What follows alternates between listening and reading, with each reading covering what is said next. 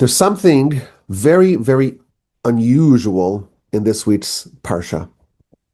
So, of course, we're following the story of Jacob, and Jacob had a twin, Esav, very different brothers. One wants to sit in the tent and study, one wants to go out in the field. One is Tom, he's wholesome, he is full of integrity, and the other one is a bit deceptive. Tzayid befiv, there's deception and trickery in his mouth, and he deceives his father, making his father believe that he's really righteous. And these two are really at odds. They're just not compatible. When one's up, the other's down. Even in utero, they were jostling about with each other. And as we know, the story goes that Jacob was really compelled against his will to to usurp the blessings of his brother. Isaac wants to give a blessing to Esav. Rebekah understands prophetically that it must go to Jacob. And Jacob is compelled against his will to go have to impersonate his brother and steal the blessings, which he does. Esav finds out about it. He's not happy. He commits himself to actually kill his brother, and Jacob has to flee.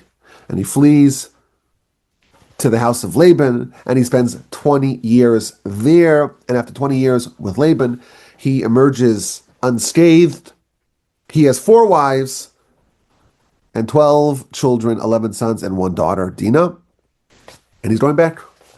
And he's going to encounter his brother, Esav, who is still hopping mad, very mad, and still has very evil designs. And he meets him, and he, of course, prepares. He sends the gift, the bribe. He sends him the tribute, and he bows before him 7 times. And he flatters him, and miraculously he's saved. And then Esav says, well, actually, let's live together like one big harmonious family. And he says, no, it's not a good idea. We'll get together eventually. I'll send you a postcard. And our sages tell us that's a reference to the times of Messiah. There will be a reunion of Jacob and Esav in the times of Messiah. Of course, the final conflict in the times of Messiah will be Jacob against Esav. Until then, we cannot wage war against Esav. But eventually there'll be a showdown. And according to some of the commentaries, there will be a reclamation of Esav in the end. Regardless, he's passed that challenge. And he moves on to the other challenge. His daughter Dinah, she is abducted. And he finds out about it. He's very disappointed. But he doesn't really do anything about it. He kind of is stoic about it. He just accepts it. And then his sons get involved and they pull off the ruse. Well, sure you can marry Dinah. No problem. Just circumcise you and everyone in the town. And they, of course, they follow. They all circumcise. And they're all lying in bed, all bloody and weak. And these 2 teenagers, actually one of them was 12 and one was 13, they go and they slaughter every male in the city. And of course, there's lots of questions. How is that justified? How is that not wanton murder? That's a lot of literature about that. But regardless, Jacob's disappointed with them, and he actually curses their wrath and their rage at the end of his life. But regardless, he has to flee again, and they're traveling, and we read about God renames Jacob Israel, and Benjamin's born, and Rachel dies, and he reunites with his father, and then Isaac dies at the age of 180 and is buried by Jacob and Esav. That's like the Parsha. It's a long Parsha, but it ends with 42 verses that detail all the chronicles of Esav. His children, his wives, their travels, the cities that they lived in, the chieftains and the kings that they became. It's a very extensive detailing of the formidable empire of Esav. And it's a little complicated because there's a lot of incest and consanguinity in the family of Esav. You kind of need to be a genealogist to map out the whole family tree. Either that or you have to use ChatGPT to map it all out because it's really complicated. All these people are marrying each other. It's very incestuous.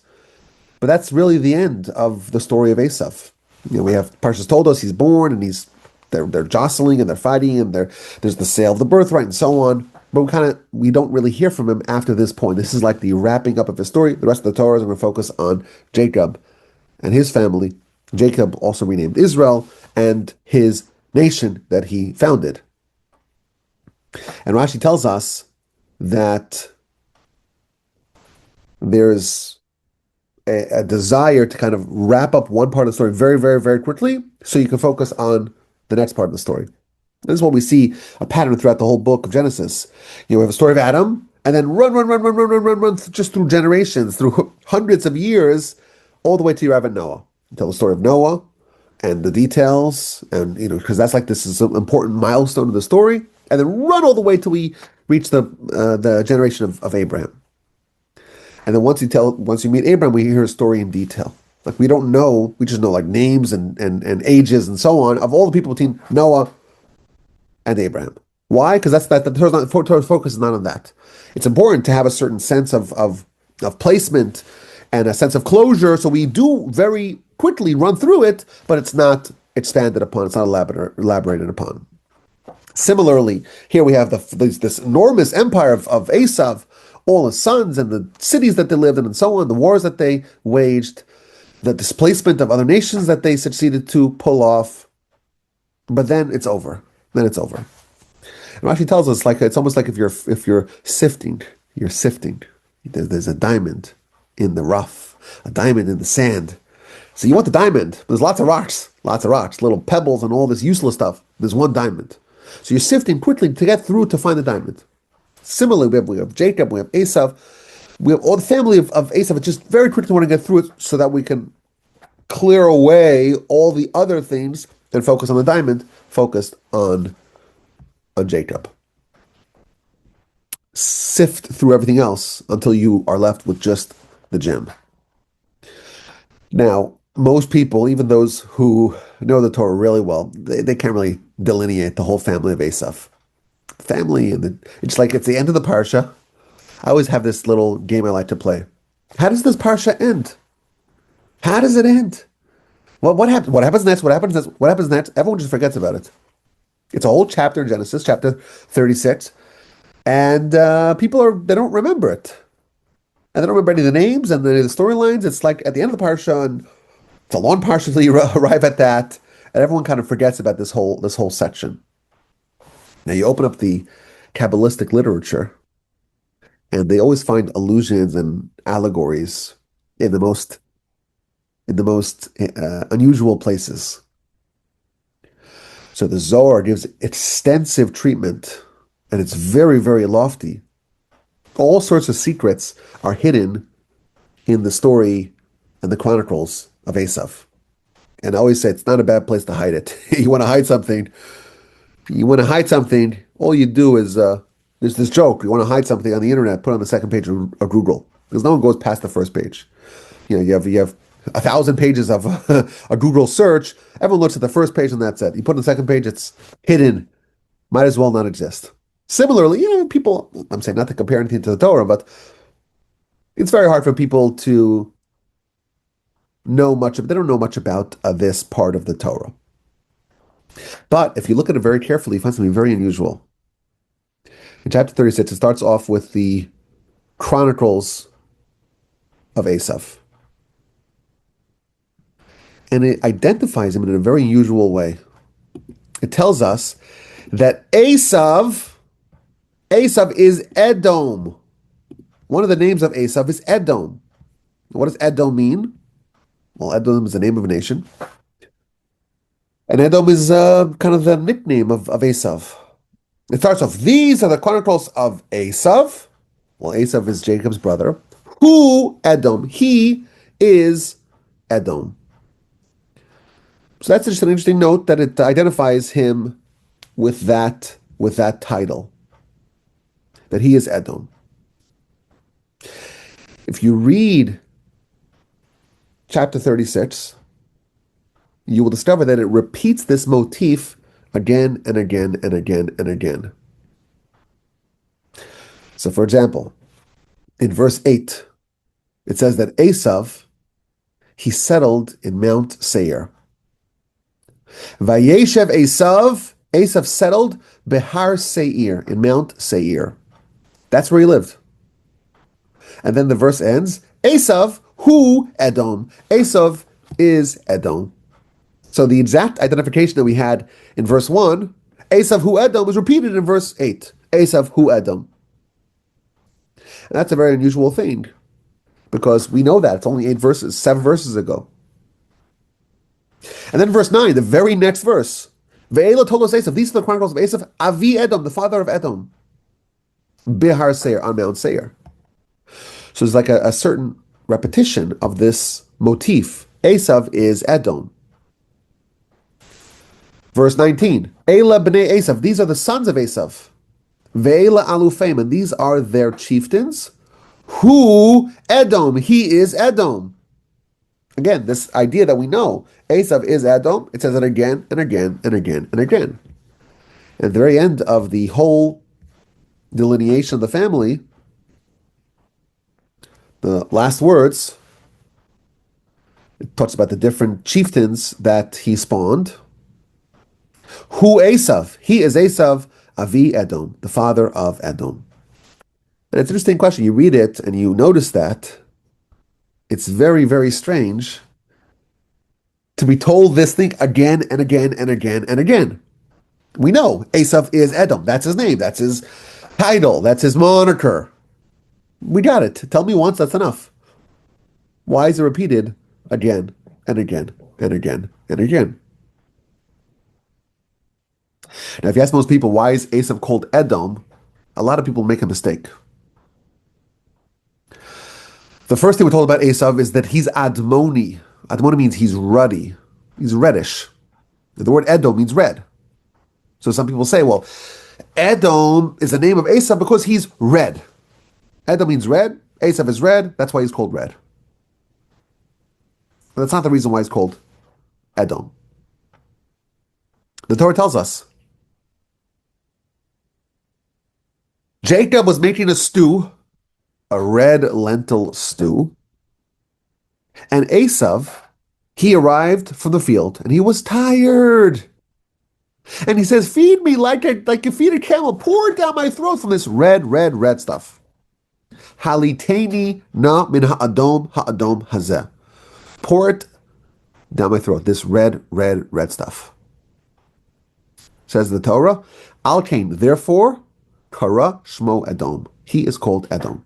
This episode, Esav as a teenager is hungry, is tired, and he tells Jacob, I will open my mouth and you pour the whole thing down my throat. The same way you feed camels.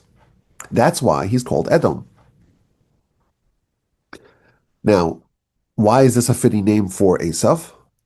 So the commentaries tell us that it's a name of ridicule. The Ramban says it's a name of ridicule. Look at Esav. He sold his priceless birthright in exchange for a red, red, red dish. That's something to mock and ridicule. And the commentaries also add, he was a glutton. And it's a criticism of Esav that he became so impoverished spiritually in exchange for something so trivial, so small. So it's the name of derision. He's called Edom because of this terrible blunder that he made. It's also interesting, if you, the commentaries tell us, if you think about food, right? We all have to eat food.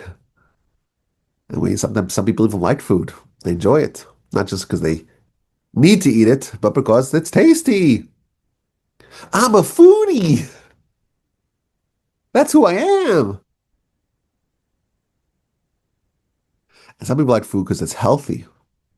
Got to get my macros in. Gluten-free, cage-free, free range. People like food for a lot of different reasons. But the lowest way to describe a food, you can say it's healthful, you could say it's tasty. The lowest way is just by the color. It's red, red, red. That's the most superficial description of any food. So it's almost a sign of the superficiality of Esav. He doesn't care about what's beneath the surface. He just cares about the color. It's a sign of short-sightedness. I'll exchange everything, a priceless birthright, for food, and it's a sign of superficiality, and that's why he's known in infamy as Edom. Now, Esav didn't have to be a villain, according to the Midrash. He could have, maybe should have been one of the forefathers. There were supposed to be four forefathers: Abram, Isaac, Jacob, Esav. Just as there are four patriarchs: Sarah, Rebecca, Rachel, and Leah. And the plan was that Esav, with all of his earthliness and man of the fieldness, he was supposed to be the fourth of this quartet. Abram was going to marry Sarah, and Isaac, Rebecca, and Jacob, Rachel. And Esav was supposed to marry Leah. That was the plan. And they were supposed to work in harmony. Jacob in the tent and Esav out in the field. Work together to advance the agenda of Abraham. Work alongside Jacob in a symbiotic relationship. Esav would be a man of the field, sure. But he would use all of his talents and all of his abilities to advance the general cause of Abraham. That was the plan. And that's why you notice that Esav sort of does have a little bit of a foothold amongst this family. His head actually was buried in the cave of the patriarchs. He was supposed to be a great person,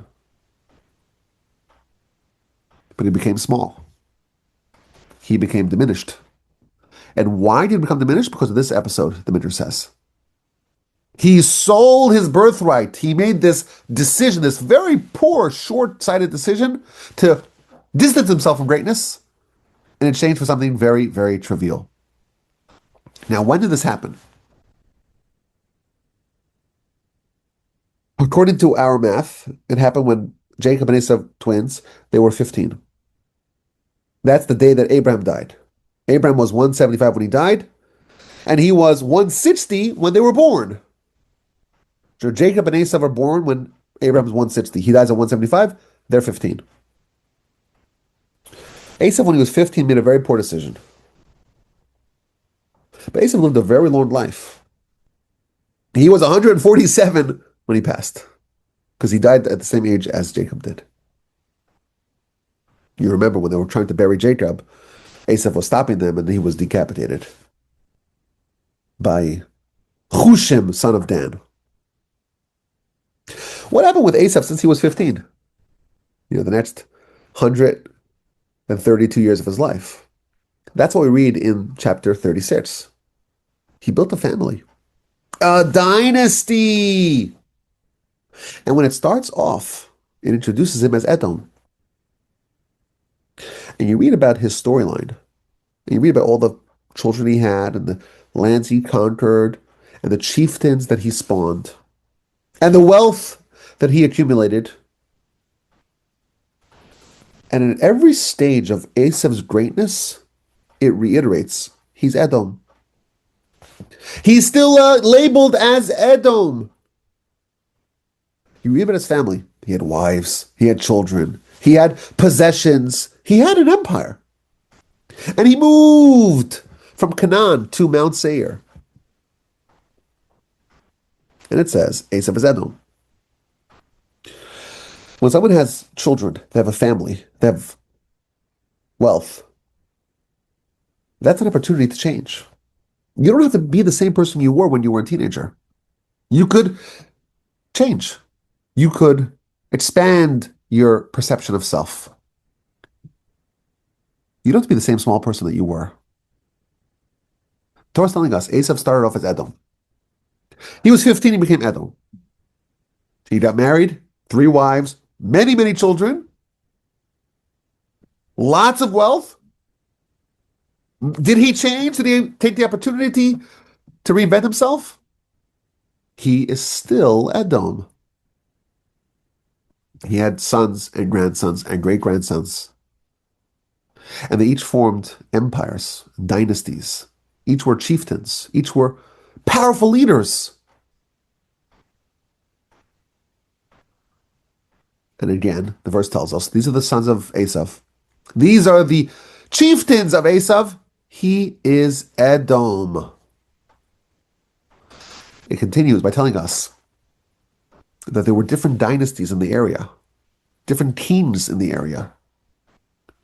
8 different kings came from Esav. And nevertheless, the story ends. Edom.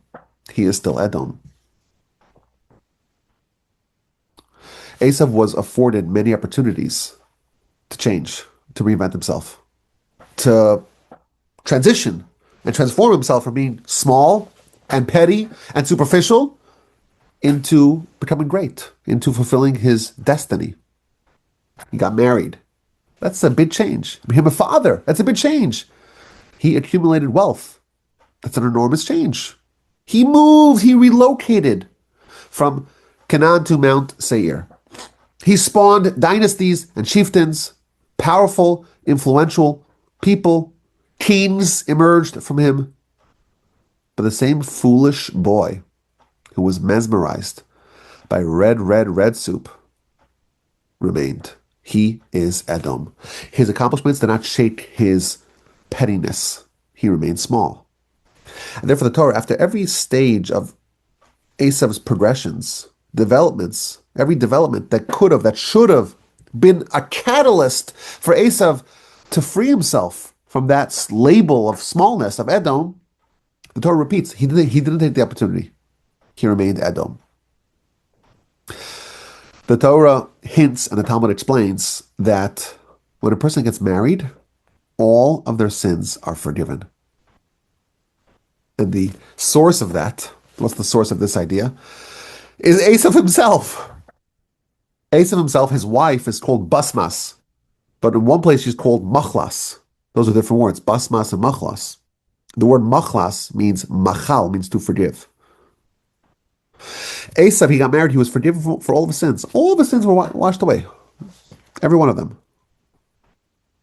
Why? Every person that gets married, their sins are forgiven. Why? You're a new person now. You were half a person then, now you're a full person. You're a new person, it's an opportunity for a fresh start. But Esav remained Edom. He became a father. What does it mean to be a father? It means to be a partner with God. Every child has 3 partners: father, mother, God. When a person experiences parenthood, it's like a responsibility upon their shoulder. There's another human here that's dependent upon me. They can't be the same small person they were previously. It's an opportunity for reinvention. But nevertheless, Esav remained Edom. And he moved from Canaan to Mount Seir. The Talmud tells us that when someone moves, they relocate, it cleanses all their sins. Why? Because it's a way to reinvent yourself. You know, when you're in a certain place and you find your certain niche and this is who you are, you move, it's an opportunity to have a fresh, clean slate. He moved! It's an opportunity for Esav to shed his identity as Edom, as that same small young boy that made such a poor decision. But he moved, and he remained. As infantile as ever, he remained Edom. And his children became parents. He became a grandfather. He became a great-grandfather. He saw his children become chieftains and warriors and leaders and kings. But fundamentally, he remained with the same flaws as he was when he was 15 and Jacob was stewing lentils. Esav is Edom, forever refusing to change, forever refusing to reinvent himself, resistant to all these opportunities, all these catalysts, all these impetuses to change. That's what the Torah is telling us. Esav, he made poor decisions, and the Torah is telling us that the Almighty positioned him many times, repeatedly, again and again and again, in situations that could have been used as a catalyst for reinvention. But unfortunately, Esav maintained his smallness and pettiness, and from beginning to end, he is Edom. I think this is a very interesting lesson for us. We read this story, we read the families of Esav and the chieftains of Esav and the movements of Esav and the whole narrative, very long, 43 verses in our parsha. And again, we're told Esav is Edom. This is a lesson to us about Esav, but it's also a lesson to us about ourselves. We kind of find our groove in life. And hopefully it's a good groove, right? It's a good groove. We do good things, make good choices, try to prioritize good things, try to have certain values and priorities in life that are good. But the truth is, so long as we're alive, we're supposed to improve. We're supposed to upgrade. We're supposed to change. We're not supposed to be static, ever. We're supposed to become better, greater. And even Moshe, the greatest who ever lived, he wanted to live longer. Why? So he could become even greater. Certainly if someone has made poor decisions, it's important to fix those. Even if you made good decisions, make better decisions, live a higher life, a more refined life, a more elevated life. And sometimes the Almighty gives us opportunities. And the story of Esav shows us a cautionary tale of someone who did not use any of those opportunities. There are these outstanding moments in life where a person can really change. Esav became a parent. If someone has the great privilege of becoming a parent, that can be a life-changing experience. A grandparent, a great-grandparent. Every juncture in life is a fresh opportunity for self-reinvention. You relocate, a different city, different community, different job. This is like a splendid opportunity to reinvent yourself. To say, I don't have to have the same standards I had previously. They don't even know me. No one knows me. I'm new. I'm fresh. It's like a new birth almost on some level. Let's use that opportunity. You see your children grow and mature. It's an opportunity. But Esav, despite having plenty of opportunities, he remained Edom. And I think one of the lessons that we should take is that there are going to be opportunities in our life. That we're not Esav, okay? We're not wicked. But even we have opportunities to improve, to elevate. How do I know? I know for sure because that's the nature of humanity. There's always room to improve, always. And if Moshe had room to improve, so do we. The greatest who ever lived has had room to improve, so do we. And really, that's really what we do every day. Every single day we're trying to do that. But there are these outstanding moments in life, these milestones in life, that are opportunities to say, I am no longer the same person I was yesterday. I'm a new person. And if you're aware of that, take the opportunity. Exploit the opportunity to make sure that you don't make the same mistake that Esav is Edom. He is Edom. From the age of 15 to the age of 147, he is Edom. He, as I joke, he wasn't ready to change. He wasn't ready. That is a lesson for us. A lot of people, they get into a certain pattern. This is who I am. This is who I am. Don't like it, take it or leave it. This is who I am. That is channeling Esav. This is who I am. I was always like this. I will always be like that. Those words are the words of Esav. Esav is Edom. We don't want to be that. We can change. We must change. We ought to change. And there are opportunities for us to reinvent ourselves. We will have those opportunities. May we be so fortunate to exploit all those opportunities and to not be the same small person that we were when we started this grand journey.